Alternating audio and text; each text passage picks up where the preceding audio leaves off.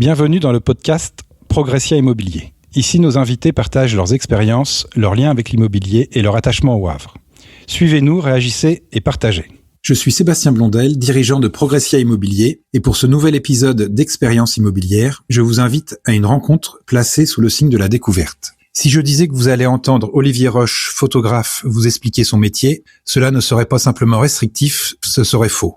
Vous allez entendre une conversation intimiste autour de la naissance d'une image par celui qui la porte jusqu'à nos yeux. L'artiste raconte. Bonne écoute.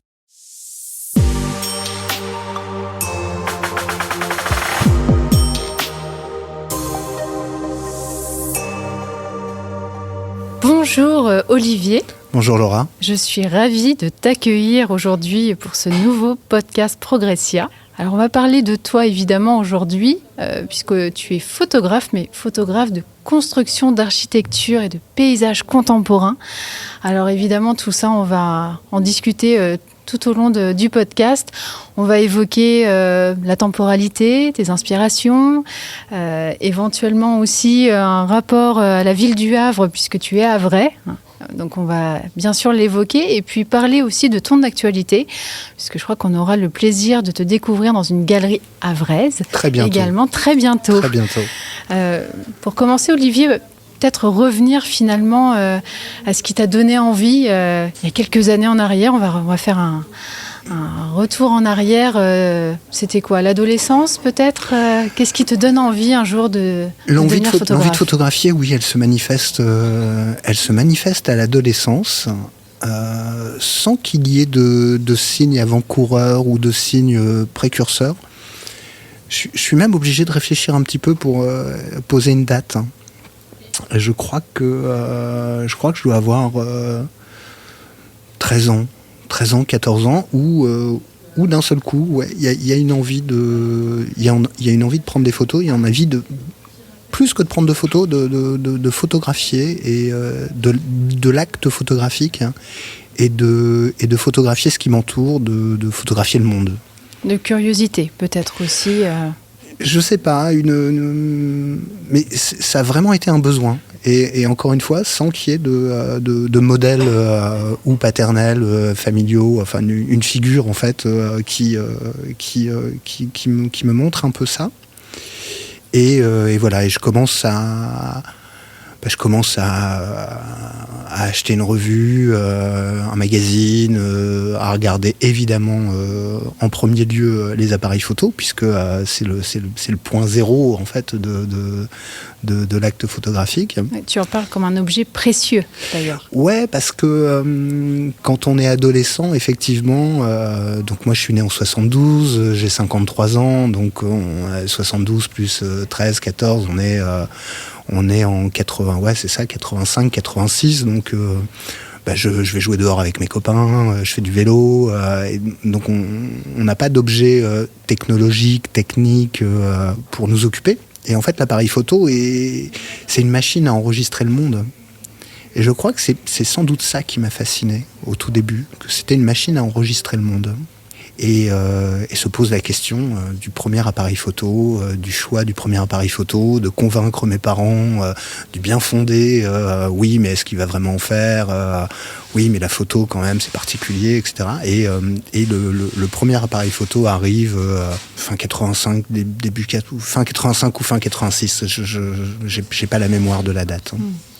Alors on va y venir plus longuement ensuite, mais est-ce que dès le début, vraiment, c'est l'architecture qui t'intéresse ou plutôt vraiment la découverte du monde en effet? Non, pas du tout. Pas du tout. L'attrait pour l'architecture est venu bien plus tard. Au départ, un peu comme un musicien, un peu comme un sportif, avec l'appareil photo, on essaye plein de choses, on fait ses gammes, on expérimente, on tente, et on est en argentique. Donc ça veut dire que on voit pas tout de suite ce qu'on fait, qu'il y a un coût déjà, donc on peut pas photographier indéfiniment. Et il y a le temps d'attente, en fait, avant de découvrir ces photos. Donc non, au départ, je fais beaucoup de paysages. Il y a quand même, vous avez raison de le signaler, il y a au départ il y a un attrait pour le paysage. Donc je photographie un peu les paysages en proche campagne du Havre. Et ouais, le paysage au départ, la notion de paysage m'intéresse dès le départ. Un petit peu de portrait. Et aux grandes dames de mes parents, très très peu de photos familiales qui ne m'intéressent absolument pas. On capte les instants, mais pas familiaux. Pas nécessairement. On capte des moments, voilà. Des moments, de l'architecture paysagère, qui n'était pas vue comme ça, évidemment, mais même en vacances, on part en vacances, je pars avec mon appareil photo et ma mère est obligée de me demander pour que je fasse des photos de nos moments de vacances. Est-ce qu'à un moment, on a le déclic justement, vous dites, c'est une passion, puisque ça devient une passion. C'est une passion, c'est une activité principale, effectivement. Est-ce qu'à un moment, qu'est-ce qui provoque ce déclic de se dire j'en fais mon métier ? Si on peut appeler ça un métier d'ailleurs, ça on pourra y revenir aussi. Ça se fait progressivement.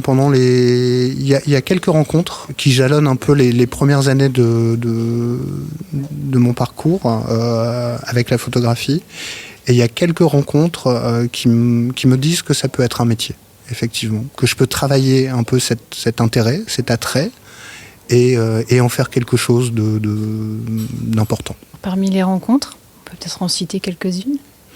Il y a eu un enseignant de l'école d'art qui m'a appris un petit peu les bases techniques que je fréquentais, qui m'a donné une solide connaissance technique effectivement pour progresser sur les sujets qui m'intéressaient. Et il y a eu, alors si on déroule un tout petit peu en avant, j'ai eu la chance de rentrer comme assistant d'enseignement artistique à l'école d'art du Havre, alors que j'avais 23, 24, 25 ans, les dates toujours. Et donc la technicité que j'avais, le socle technique que j'avais, m'ont permis de répondre aux enjeux que posait l'atelier photo à l'école d'art pour les travaux des étudiants, pour accompagner les étudiants dans la réalisation de leurs travaux, ou bien photographiques, ou bien les traces, les captations et la documentation des travaux des étudiants. Donc ça a été en fait la première professionnalisation de mon métier de photographe s'est fait dans l'enseignement. Parallèlement, donc j'ai pris évidemment un statut, j'ai commencé à répondre à des commandes, donc des commandes d'entreprises, des commandes institutionnelles. Et à ce moment-là, j'avais vraiment la double casquette à la fois de l'enseignant photo et du photographe professionnel qui réalisait des images à la demande pour des commanditaires. Qu'est-ce qui vous plaît particulièrement, puisque voilà, on revient vraiment à cette histoire de je suis ado, je m'intéresse à la photo, j'en fais un métier, mais comment on matérialise tout ça ? Qu'est-ce qui vous plaît dans toutes les étapes, le processus finalement de ce métier ? Alors tout ça se fait avec sur un déroulé de temps qui est assez long et au départ je photographie en argentique, j'ai eu mon labo très très tôt, je crois, déroulé arrière, j'ai eu mon labo 1 an après le premier appareil photo. Donc j'ai commencé en fait à développer mes films, à tirer mes photos, à réaliser mes agrandissements, à essayer d'avoir un maximum de contrôle sur toute ma chaîne de production. Et si on transpose à maintenant, je continue, donc j'ai plus de labo, puisque je photographie majoritairement en digital maintenant. Mais j'ai toute une chaîne de production qui va de l'ordinateur, l'écran calibré, art graphique et les imprimantes, qui sont indispensables pour moi, pour avoir toujours la maîtrise du tirage. On est entouré de quelques tirages qui sont au mur, que j'ai ramenés pour l'occasion. Et ils sont tout ce que vous voyez là est réalisé directement par mes soins. C'est-à-dire que je ne délègue pas le tirage. C'est trop important pour le déléguer. Donc pour répondre directement à votre question sur les différentes étapes d'un projet photographique, quand on monte un projet, quand on a l'idée de monter un projet photo, le premier kilomètre du processus de création, c'est l'idée. Qu'est-ce que je veux montrer ? Je photographie pas Je ne rends pas compte de la réalité. Je ne veux pas photographier la réalité. Je veux interpréter la réalité. Sur les différents projets que je mène, c'est toujours la question de l'interprétation. Je formule une proposition artistique, je la mets en œuvre, je la mets en forme, je la donne à voir. J'espère qu'elle plaise. Si elle plaît pas, c'est pas très grave, mais j'espère qu'elle plaise. Majoritairement, elle plaît. Et donc, tout ça se dissocie en différentes étapes. Il y a l'étape de la prise de vue. La prise de vue, c'est la captation. Je prends la matière, j'emmagasine. Ensuite, je vais réaliser ce qu'on appelle l'editing, c'est-à-dire que dans toute la matière que j'ai captée, je vais aller choisir ma narration, mon histoire. Je travaille en série, évidemment, depuis très très longtemps. Faire une image unique, bonne, intéressante, remarquable, stricto sensu, c'est facile.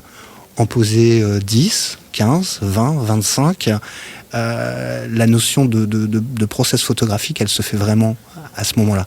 C'est quand on peut commencer à déployer une série, à déployer une idée. Alors, est-ce que c'est d'ailleurs une série ou un ensemble ? C'est une discussion qu'on peut avoir. La série, ce serait une déclinaison. Un ensemble, c'est quelque chose qui est sériel, mais qui ne se décline pas forcément sur un même thème. Donc l'editing va me permettre d'aller prendre, de me dire, tiens, en image d'entrée, un peu un album de musique. Quand on écoute un album de musique, il y a forcément, le premier morceau n'a pas été choisi par hasard, le dernier morceau non plus. Et il y a une dynamique, il y a une construction, il y a une dramaturgie. Et dans la série photographique, il y a aussi une dramaturgie à poser pour emmener le spectateur, le regardeur, dans l'univers et dans ce qu'on a voulu déployer. Et donc l'editing permet ça. L'editing, c'est vraiment le moment où on va être avec le corpus de capté. Et par exemple, pour la série de Jumièges, sur les estampes de Jumièges, on en a quelques-unes, je vous en ai mis quelques-unes au mur. Entre 2020 et printemps-été 2020, 2021 et 2022, je suis allé, je crois que c'est 8 ou 9 fois à Jumièges. J'ai pas ramené tant d'images que ça. J'ai ramené 857 photos, je le sais exactement parce que j'ai regardé. Et sur ces 857 photos, je vais faire la sélection, me dire laquelle je vais montrer en premier. Souvent, je pars comme ça. Laquelle je montre en premier, laquelle je vais laisser découvrir en premier, et laquelle va fermer le bal. Et entre la première et la dernière, va se poser la narration, la construction, la dramaturgie, on peut l'appeler de différentes manières. Donc, capter les moments, capter le lieu, parce que souvent je photographie des lieux. Vous parliez d'architecture tout à l'heure, et c'est souvent sur mes projets des lieux que j'investis, des lieux que j'ai envie de réinterpréter, que j'ai envie de découvrir, où j'ai envie de donner une vision parmi d'autres. Jumièges a notamment été photographié par Bernard Plossu, qui est un de mes photographes préférés, et qui a fait un petit livre magnifique, tout Plossu sur Jumièges. Donc je capte, ensuite je construis la série, le sujet, par l'editing. Après, on rentre dans une troisième étape, qui est l'étape de la cuisine. Parce que la photographie, c'est de la cuisine, c'est vraiment de la cuisine. Donc je vais prendre les images et je vais me dire quelle intention de rendu j'ai envie d'avoir sur ces images. Alors, on peut continuer de parler de Jumièges ? On peut parler de Jumièges, évidemment. Alors, sur le projet Jumièges, en fait, en 2020, on est juste après le confinement. On est dans la règle des 100 km. Et je vais à Jumièges pour me détendre. Et je vais voir une expo photo collective au logis abbatial. Donc, très souvent des expos de grande qualité au logis abbatial. Et je vois quelques images d'un photographe italien que je ne connais pas du tout, qui s'appelle Giorgio Sommer. Et Giorgio Sommer, photographe du 19e siècle, a photographié les ruines de Pompéi. Et réellement, je suis ému par les photos de Giorgio Sommer. Je repars, je suis dans le parc de l'abbaye, et je me dis, mais moi, je suis riverain, je suis à 65 km de l'abbaye, ça fait 20 ans que j'y viens, ça fait 20 ans que je fais 3-4 photos, j'ai toujours un boîtier avec moi, et j'ai pas de sujet construit.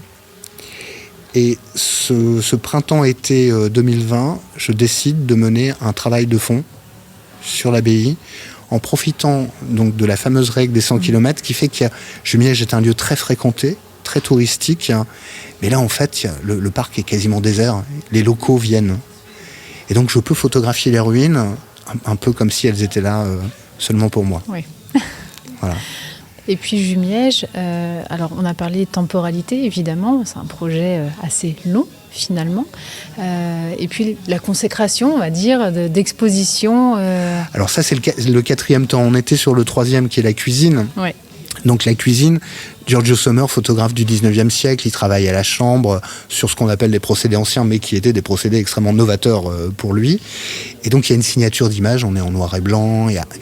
Et donc le 3e temps, le temps du développement, après la captation, après l'editing, où on construit le sujet, après ça roule. Une fois quand on a le premier kilomètre de l'idée, de la création, qu'on a fait l'editing, c'est-à-dire qu'on sait ce qu'on met et ce qu'on met pas, après on déroule le savoir-faire. Après on est dans le métier, vous voyez, on est pleinement dans le métier.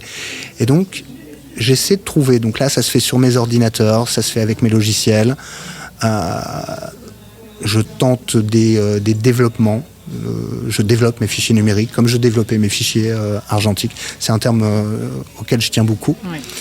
Et je développe et je trouve et je me dis tiens, ça c'est pas mal, le noir et blanc, un peu la gravure, un peu de la mine de plomb, de la pointe sèche, des choses qui s'éloignent de la photographie et qui s'éloignent surtout de la photographie numérique. Oui. Pour avoir des rendus beaucoup plus organiques, un peu plus granuleux, ça reste très fin dans l'image, mais vraiment des choses, oui, vraiment organiques. Je peux pas le définir autrement. Et le rapport à la cuisine, il est là aussi. Le 4e temps, effectivement, alors je ne sais pas si c'est consécration, mais c'est au moins monstration. Oui. Le 4e temps, c'est celui du tirage. Qui va très souvent avec l'exposition, avec le fait de montrer son travail, de s'exposer. Les anglo-saxons appellent exhibition, et c'est complètement ça, parce que finalement on ne photographie que ce qu'on est et que ce qu'on aime. Donc le 4e temps, c'est les tirages, sur quel papier je vais tirer, la question du format, très importante aussi. Il y a des images qui fonctionnent dans certains formats. Il y a des images, un très grand format n'est pas forcément quelque chose de pertinent. Tout dépend des images. Donc la construction, j'ai signé en galerie l'année dernière chez Agnès Sabova Galerie. La première exposition qu'on a présentée, donc c'était une exposition collective autour de l'architecture. Moi j'ai présenté Ton éblouissance, puisque je tutoie l'abbaye de Jumièges. Et Ton éblouissance qui fait référence à la pierre de Caumont, qui est la pierre de construction de l'abbaye de Jumièges. Quand on rentre dans le parc, qui a un rayon de soleil, on y va forcément. De toute façon, en Normandie, on a toujours du soleil. Évidemment. Et qu'on rentre dans le parc et qu'on est ébloui par cette blancheur et cette pierre magnifique qui est séculaire. Donc c'est extraordinaire. Donc j'ai décidé d'appeler le projet Ton éblouissance. Les titres de mes séries et de mes projets ont aussi beaucoup, beaucoup d'importance. Et donc, chez Agnès Sabova Galerie, je présente dans la petite salle. J'ai la chance, elle me laisse tous les murs de la petite salle. Et je peux présenter, donc je peux choisir mes formats de tirage, mes papiers de tirage, et présenter différentes séries que j'ai réalisées sur l'abbaye de Jumièges. Donc la série des estampes, ce que j'appelle mes estampes photographiques, en référence à Giorgio Sommer. J'ai aussi réalisé des photos de nuit. J'ai réussi à aller sur une manifestation où l'abbaye n'était pas rééclairée et où elle était dans son jus avec un clair de lune, un peu nuage. C'était sublime. J'ai fait 2 heures de prise de vue que j'ai appelée Ruine au crépuscule. Et j'ai aussi réalisé une 50aine de polaroïds originaux sur l'abbaye qui viennent ponctuer le premier corpus des estampes. Alors vous parlez de tutoiement avec cette abbaye, Ton éblouissance. Est-ce que justement il y a une relation, un lien qui se crée de l'ordre de l'intime, peut-être aussi quand on passe autant de temps dans un lieu et qu'on y vit presque parfois. Qu'on aimerait. Oui, évidemment, c'est un lieu... donc les estampes, je crois que j'y suis allé 8 ou 9 fois. la série nuit une fois, malheureusement. Enfin, plein de fois inscrit sur des manifestations où l'abbaye est rééclairée. C'est très joli, mais c'est pas le propos pour moi, pour mes photos. J'y suis allé 5 fois ou 6 fois pour les Polaroids. Donc il y a en fait peut-être 14 ou 15 temps de présence sur le site. Donc oui, je la connais bien, je sais où la lumière va taper, à quelle heure. Des fois, j'attaque sur un sujet, et puis il y a des gens qui sont arrêtés pour regarder, donc je me dis, bon, je reviendrai plus tard. Et je sais à quelle heure je dois revenir. Oui, il y a un rapport, effectivement, si c'est pas de l'intimité, c'est au moins vraiment de la proximité avec le lieu. On le connaît bien. On le connaît bien. Idem sur... je vous ai mis aussi quelques images de béton et de lumière, qui est un projet de suivi de chantier. Donc là, on est vraiment dans mon cœur de métier. Suivi de chantier que j'ai réalisé lors de la réhabilitation de l'espace Niemeyer, au Havre. Donc là, j'avais la chance d'être badgé. Donc c'était une commande institutionnelle passée par la scène nationale qui souhaitait garder une trace de cette période de travaux assez intenses, puisqu'on a la deuxième salle qui devient la future bibliothèque Niemeyer. Donc on est sur un très gros chantier, un chantier qui va durer 3 ans. Donc là, je suis badgé, j'ai un badge à mon nom, je passe les portiques, je peux venir de jour, de nuit, le week-end. Il y a un épisode neigeux qui arrête le chantier, moi j'en profite et je me précipite dessus et j'arrive à produire quelques images du volcan enneigé, donc entre la coque blanche et le manteau de neige, c'est assez unique. Et là, encore une fois, le chantier Niemeyer, je le connais bien, je le connais très bien. Donc oui, il y a je pense que ce que vous voulez me faire dire, c'est qu'il y a une forme il y a une forme de connivence extrêmement serrée avec le lieu. Et je crois que à un moment, on va pouvoir produire un travail pertinent, en tout cas qui nous intéresse nous, quand il y a cette proximité et quand il y a cette répétition. Je ne crois pas forcément à la notion de talent. Je ne sais pas trop ce que ça veut dire. Par contre, je crois beaucoup à la notion de travail. Et je crois qu'on a tous plus ou moins une prédisposition. Vous parliez du début où j'ai commencé à m'intéresser à la photographie. J'ai peut-être une prédisposition pour la chose visuelle, appelons-la comme ça. Et à force de travail, on peut en faire quelque chose. D'autres, ça va être la musique, d'autres, voilà. La décoration d'intérieur, l'architecture. Et le talent, s'il y a talent, il est dans la répétition. Et si en allant 15 fois à l'abbaye du Miège et les séquences autour du volcan Niemeyer, je ne les compte même plus, je serais incapable de vous dire combien de fois j'y suis allé et combien j'ai réalisé de photos. Mais je sais que j'y allais au moins une fois par semaine, sur 3 ans. Quand on arrive dans un lieu qu'on ne connaît pas, quand on arrive quand j'arrive en touriste, moi, quand je prends mes vacances, quand je vais me balader, je fais les mêmes photos que tout le monde. On fait tous les mêmes photos que tout le monde. Faut pas croire, hein. On n'est pas des génies du tout. Hein. On arrive, on a l'appareil en bandoulière, on dit le phare il est joli, on fait une photo du phare. C'est la même photo que tout le monde. Ce sera pas la photo de famille, mais ce sera quand même la photo du phare. La photo du paysage, des vacances. Et en fait, c'est quand on y retourne, quand on dit là, la lumière, elle me plaisait pas vraiment. Je pense que je peux avoir mieux. Si je vais plus tôt, si je vais plus tard, ça va découper autrement. Et c'est à force d'y retourner. J'ai photographié les gravitaires, les fondations gravitaires quai de Bougainville. La première fois que j'y suis allé avec un ami que je rencontre en ville et me dit qu'est-ce que tu fais tiens, je vais voir les gravitaires. Je fais tiens, je t'accompagne. J'ai pris un boîtier avec moi, je l'ai pas sorti du sac. Je suis allé voir les gravitaires. J'ai été respirer le lieu. Ensuite, j'y suis retourné 6 fois, avec des points de vue différents, sur des horaires différents. Et là, j'ai construit une petite série de 12, 13, 14. Mais la première fois, non. Une rencontre, en fait. Il faut vraiment toujours apprivoiser le lieu. Exactement. C'est complètement ça. Il faut qu'on s'accepte mutuellement. Il faut qu'on fasse connaissance. On ne peut pas arriver comme ça sur du one-shot. Ça peut marcher. Des fois, ça marche. Mais je me rappelle des fois où ça a marché parce que c'est extrêmement rare. Ouais. Et qu'est-ce qui vous plaît justement, puisqu'on parle beaucoup d'architecture, de construction, finalement il y a très peu d'humains dans tout ça, et là on voit dans ce qui est exposé aujourd'hui... c'est vrai qu'on n'a personne. Peut-être un ou deux là, mais cachés. Bien cachés. J'ai à dessein choisi cette photo-là, puisqu'il y a deux personnages dessus. La construction, qu'est-ce qui me plaît si on parle de mon cœur de métier, la construction, qu'est-ce qui me plaît dans la photographie, dans les suivis de chantier, dans la construction, c'est le temps long. Le temps long qui va permettre la répétition. Le temps long qui va permettre de déployer différentes pistes de travail. Je ne sais jamais au départ, je ne sais jamais où je vais quand j'arrive sur un lieu avec... j'ai une idée, j'ai une idée de départ, j'ai une envie, j'ai une idée. Voilà, ça part toujours d'une envie et d'une idée. Mais alors après, comment je vais dérouler, je le sais pas forcément.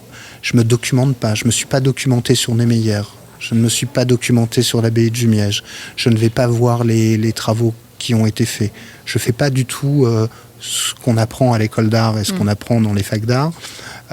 Je n'ai pas du tout été voir ce qui avait été produit précédemment parce que je veux arriver complètement vierge. C'est pareil quand je vais au cinéma. Je lis pas les critiques de films avant.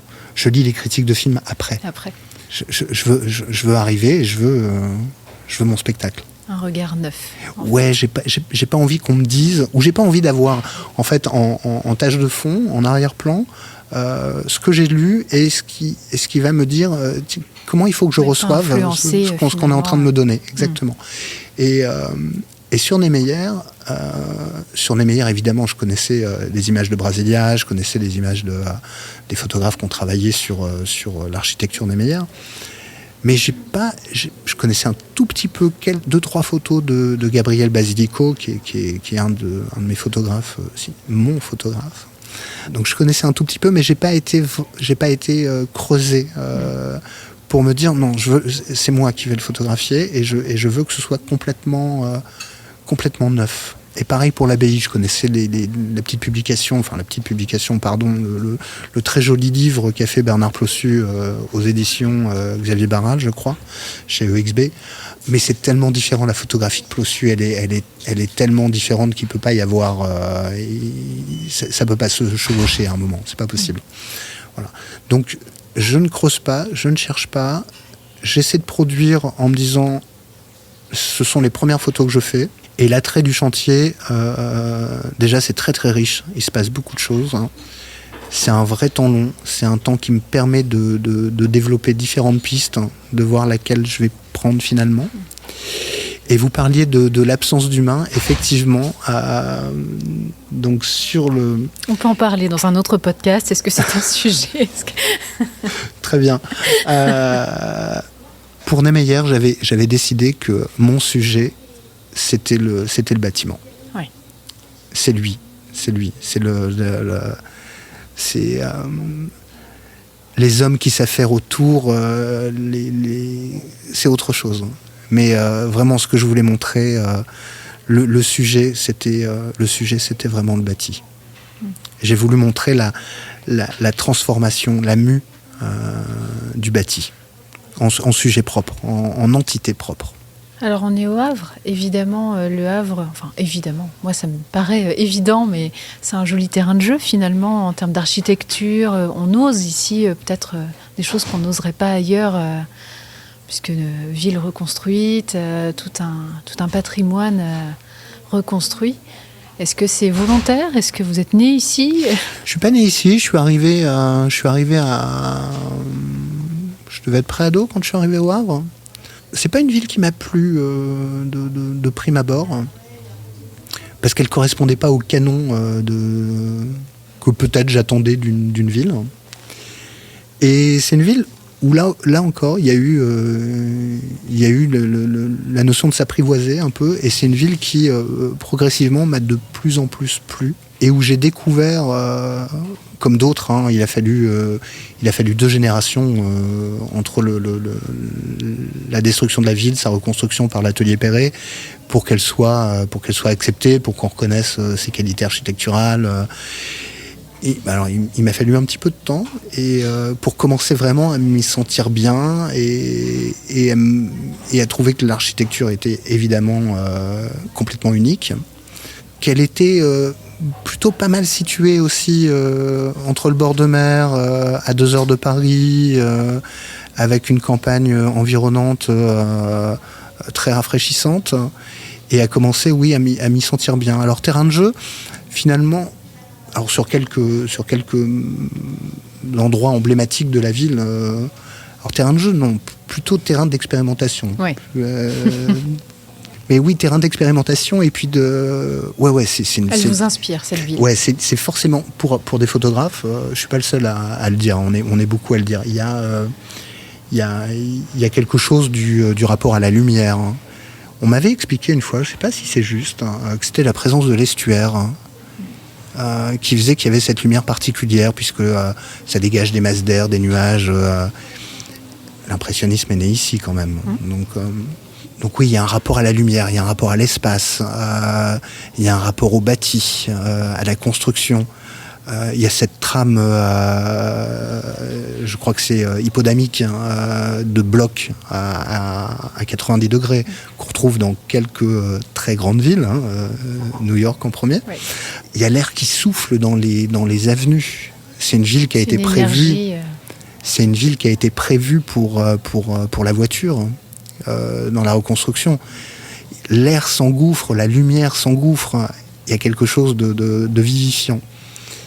Et je crois, ça c'est une théorie que j'ai, qu'une ville reconstruite va être peut-être un peu plus sensible et perméable sur des formes neuves d'une manière générale. Parce qu'elle a subi une destruction et surtout une reconstruction.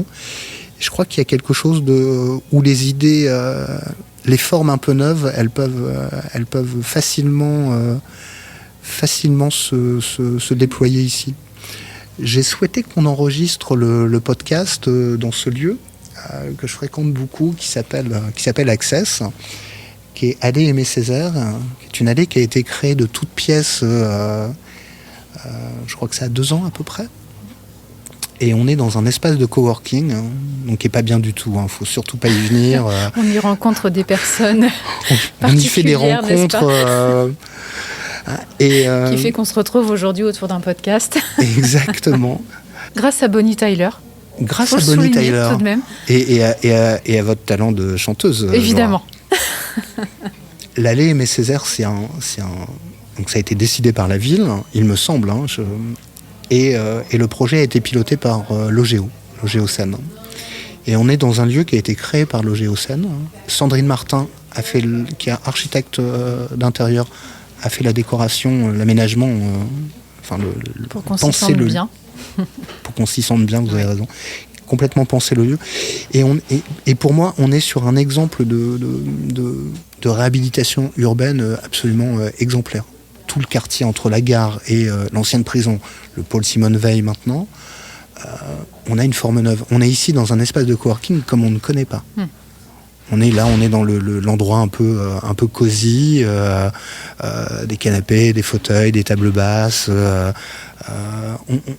Voilà, un lieu. Moi, je n'avais pas connaissance de ce type de lieu. Et je crois que la ville, encore une fois, la ville reconstruite, les gens qui y vivent, qui ont accepté, sinon on s'en va, je crois que tout ça est favorable à des formes neuves d'une manière générale. On peut parler du Tetris aussi, on peut parler de plein d'endroits qui sont menés à la fois par des gens un peu atypiques et qui nous proposent des lieux qui sont différents. Je crois que dans une ville... je crois que Le Havre est une ville qui a une audace et une modernité, et du fait de son statut de ville reconstruite. Pour ça, je m'y sens bien. Le Havre, vous y sentez très bien et vous allez exposer à nouveau dans une galerie très très prochainement, on pourra redécouvrir votre travail. Exactement. J'expose à nouveau à la fin du mois d'octobre chez Agnès Sabova Galerie, qui se trouve rue Émile Zola, entre les enfants sages et la grande école. Donc c'est un beau lieu, c'est un lieu avec des grands murs, une grande vitrine. C'est ce qu'on attend vraiment, c'est une vraie galerie. Agnès est extrêmement professionnelle dans son approche. Elle organise des expositions très souvent à 3 ou 4 personnes autour d'un thème. Donc il y a une thématique d'exposition. L'année dernière, j'avais exposé, comme je vous l'ai dit, Ton éblouissance, avec 3 autres artistes qui parlaient d'architecture.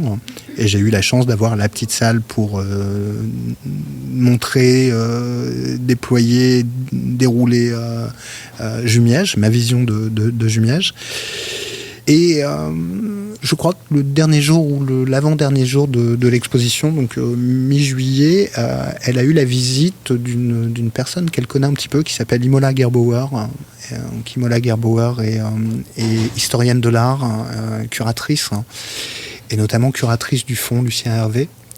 Et donc moi, j'ai pas encore rencontré cette personne, mais elle est restée devant mes photographies en se disant il y a un lien avec Lucien Hervé. Et ce serait bien qu'on organise une exposition Lucien Hervé Olivier Roche. Donc ma galerie m'en parle.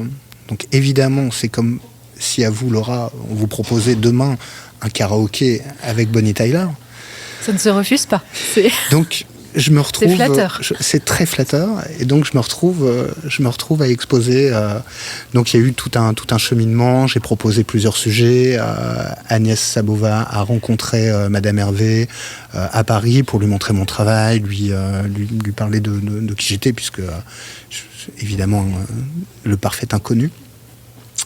Et donc fin octobre, j'ai la chance, le plaisir, l'extrême privilège de poser mes photographies à côté de celles de Lucien Hervé, qui est un très grand nom de la photographie d'architecture. Donc je suis dans mes petits souliers. Ouais. Chouette. Ouais. On viendra voir ça. Avec plaisir. 30 octobre, 29 novembre. Agnès Sabova Galerie, rue Émile Zola, voilà. Et sans doute un peu des choses aussi sur mon site olivierroche.com qui permettront d'annoncer l'exposition. Ouais. Alors on parle évidemment beaucoup de photos, beaucoup d'architecture, il y a aussi des évolutions dans les métiers. Et j'ai réussi à évacuer la question des gens sur les photos. Oui, je vais y revenir très prochainement, parce que je crois qu'il y a une volonté quand même de revenir sur du portrait. C'est pas faux. On va en parler juste après. C'est pas faux. Les évolutions, évidemment, c'est comme dans tous les métiers, c'est même une révolution parfois. On est passé de l'argentique au numérique. Oui. J'ose à peine parler de Polaroid. Est-ce que ce sont finalement de belles évolutions? On parle d'IA aussi beaucoup désormais. Est-ce que tout ça vient s'inviter dans votre travail, et comment vous appréhendez tout ça? Alors l'arrivée du numérique, c'est pas une révolution. Numérique.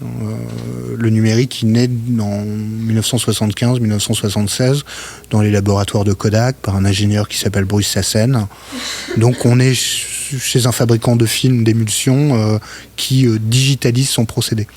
Et finalement, quand on regarde le numérique maintenant, moi je ne veux pas parler de révolution, c'est une très belle évolution, c'est une évolution qui est très intéressante, mais finalement on a remplacé un support de capture unique par un support de capture multiple.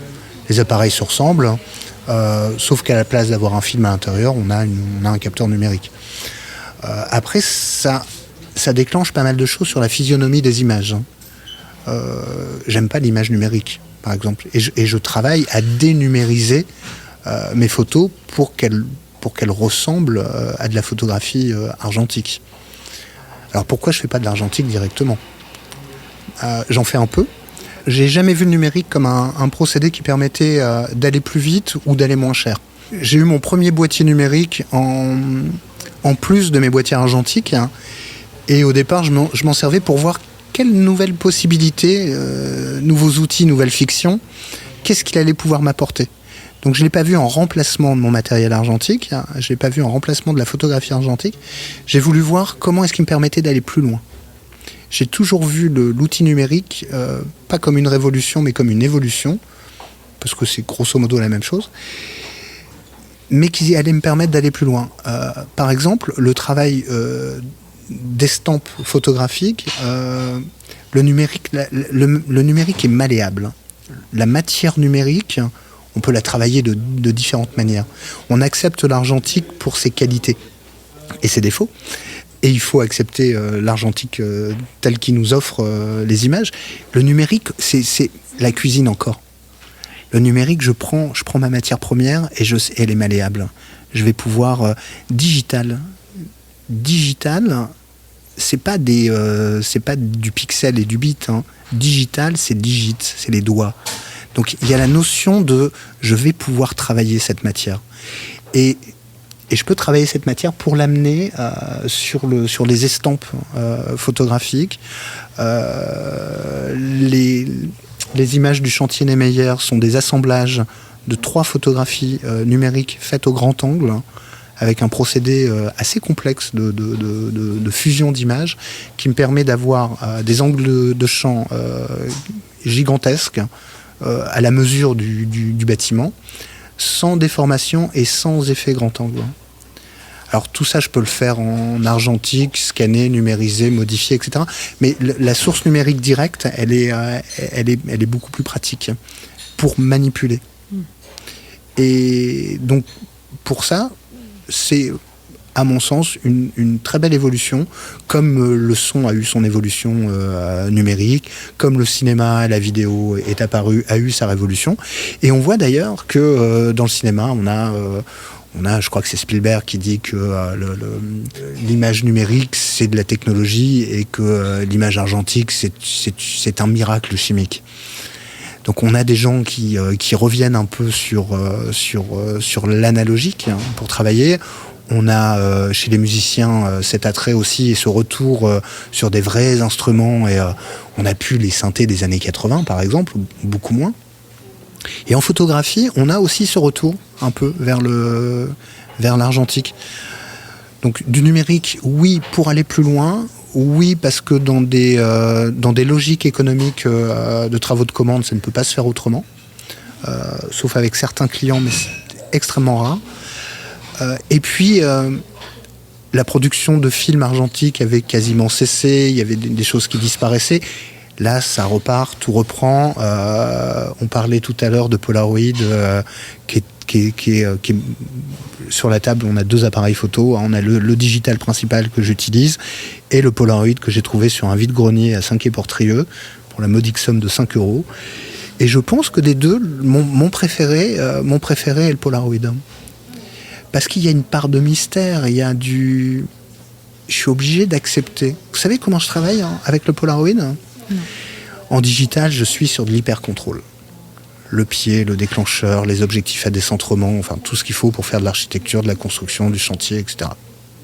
Et quand j'ai commencé, quand j'ai trouvé ce Polaroid, que j'ai vu qu'il fonctionnait, que peut-être je pouvais en faire quelque chose, et que surtout il allait pouvoir m'apporter une écriture différente, je me suis posé la question de comment j'allais l'utiliser. Donc je l'ai traîné sur le projet Jumièges, et je me suis forcé, donc je pars avec le Pola. Il a sa petite sacoche réservée, j'ai 3-4 packs de Polaroid dans la sacoche. Donc un pack, c'est 8 photos. Je suis sur pied quand même parce que faut pas pousser non plus. Et dès qu'un film sort, parce que c'est une photo, mais on appelle ça un film, dès qu'un film sort, je le prends et je le mets dans la sacoche pour qu'il se développe bien au noir, sans altération possible de lumière naturelle ou de lumière solaire directe. Je le mets au noir et je fais mon pack. J'engage éventuellement un 2e pack, éventuellement un 3e. Après, je m'arrête parce que ça fait 24 photos et beaucoup de frais aussi pour les gens qui pratiquent le Polaroid, connaissent le prix des packs. Je suis sur le lieu, j'ai fait mes 3 packs en 1h30, 2h, 2h30 et je m'en vais. Et je ne regarde mes photos, mes Polaroid que le lendemain, quand je ne suis plus sur le lieu. Parce que sinon, je sais que je vais être capable de claquer 5 packs pour qu'un pilier soit à la bonne place. Donc, c'est pas ce qu'on veut. Et c'est pas ce qu'on veut. Et je trouve ça extraordinaire d'avoir vécu cette rupture technologique et cette transition. C'est-à-dire que je prends l'outil numérique pour aller plus loin, parfois, dans les processus de création. et revenir à l'argentique en me disant, l'argentique, et notamment le Polaroid, je vais regarder les images 24 heures après, et je suis obligé de les accepter comme elles sont. Et ça l'argentique nous offre ça. Alors, je peux le faire en numérique, bien sûr, mais non, l'argentique vraiment nous offre ça. La tentation est trop grande avec le numérique. Exactement. Et le lendemain, j'ouvre ma besace, je sors mes 24 Polas. Alors il y a des drames, et il y a des déceptions, et voilà, et je suis fini, et puis jamais je ferai de photos, etc. Et il y a toutes les belles surprises, il y a toutes les petites réussites, je vous en ai apporté quelques-uns, Ils sont les deux qui sont deux Polaroid originaux qui sont... C'est d'une beauté dans les couleurs, dans le soyeux, Vous parliez de révolution tout à l'heure pour le digital, mais si on prend la photo, elle a 200 ans. La vue, la première photographie connue, conservée de Niepce, le point de vue du gras, je crois. Ça a 2 siècles. En 2 siècles, finalement, le matériel il s'est un peu miniaturisé, il est devenu plus portable, etc. La vraie rupture, la seule rupture technologique, la vraie révolution, c'est ce type, à un moment, qui s'est dit, je vais inventer un appareil photo où la photo va sortir tout de suite, photographie, écrire avec la lumière, elle va se développer au jour, et je vais pouvoir la garder. C'est complètement inouï. C'est l'idée. C'est l'idée, voilà, c'est ça. Exactement. Donc j'aime beaucoup pratiquer le Polaroid, et le pratiquer complètement différemment. La plupart du temps, je ne prends pas le digital avec moi, je prends que le Polar, parce qu'on ne peut pas mélanger les gens, on ne peut pas dire je fais 3 photos avec tel angle. Il faut être focus vraiment sur ce qu'on fait toujours pour que ça fonctionne. Et voilà, comme je connais mes travers de contrôle, je lâche complètement avec le Polar, et il me donnera ce qu'il veut me donner. On a parlé de révolution et d'évolution. Est-ce que votre travail va évoluer dans l'avenir, éventuellement avec un peu plus d'humain ? Oui. J'y reviens. Oui, alors j'ai repris justement pour l'expo chez Agnès Sabova, j'ai repris un peu les archives, puisqu'il y aura 2 jubilés, donc 2 anniversaires, et je vais présenter 2 séries. Et je me dis, je commence à avoir envie de photographier les gens. Alors je photographie de l'humain et des gens depuis longtemps. J'ai même j'ai fait du paysage, et j'ai fait un peu de studio, des portraits, des choses comme ça. C'est vrai que je me sens très proche à la fois de la photographie américaine, de Lewis Bowles, de Robert Adams, de ces grands photographes paysagistes américains. Bowles pour l'architecture, Adams pour les paysages. Il a une notion politique d'environnement très tôt, que j'ai découvert dans ses écrits. Et de l'autre côté du spectre, la photographie japonaise, Masao Yamamoto, la contre-culture de Daido Moriyama, qui pour le coup photographie les gens, mais Masao ne photographie principalement que du paysage. Et la photographie de personnes, la photographie humaniste, elle est européenne. Et je vais pas mentir, c'est pas mon truc. Et dans les photographes européens, je vous ai cité Giorgio Sommer qui photographie les ruines de Pompéi, et Gabriel Basilico qui est le photographe d'architecture urbain, et je crois qu'il était urbaniste même de formation. Pour autant, effectivement, avec les amis, les artistes que je rencontre, mon plus proche, par exemple, qui s'appelle Julien Drache, ça fait pas mal de mois où je lui dis j'aimerais bien te faire un portrait, tout ça. Alors, voilà. Et j'aimerais bien, j'ai photographié des amis artistes, j'ai photographié Kevin Cadino lors de sa résidence chez Hatch Gallery, la galerie du livre qui se trouve là où nous sommes, allée Aimé Césaire, et c'est encore une fois un nouveau lieu. Et j'ai pris à chaque fois beaucoup de plaisir à photographier mes proches et mes amis artistes, et j'ai envie effectivement de creuser, de poursuivre un petit peu dans cette voie-là. Mais de faire quelque chose de complètement autre. J'ai pas envie d'aller photographier les gars sur un chantier ou des choses comme ça, par exemple. Je veux que ce soit décorrélé de mon activité sur le chantier, sur la construction, pour que ça devienne quelque chose de vraiment nouveau pour moi. Est-ce que vous avez le temps de faire autre chose ? Parce que là, on parle d'une passion, d'un métier. Finalement, c'est presque viscéral, en fait, tout ça. C'est très habité, en fait. Voilà, c'est très ancré. Qu'est-ce qu'on fait quand on ne photographie pas ? C'est ça, en fait, votre question. Parce que finalement, c'est très simple de partir systématiquement à la découverte d'un nouveau lieu avec un boîtier. Et c'est simple, en fait. Alors, on se ressource. On se nourrit aussi. C'est effectivement, c'est quelque chose de très ancré. Vous avez complètement raison.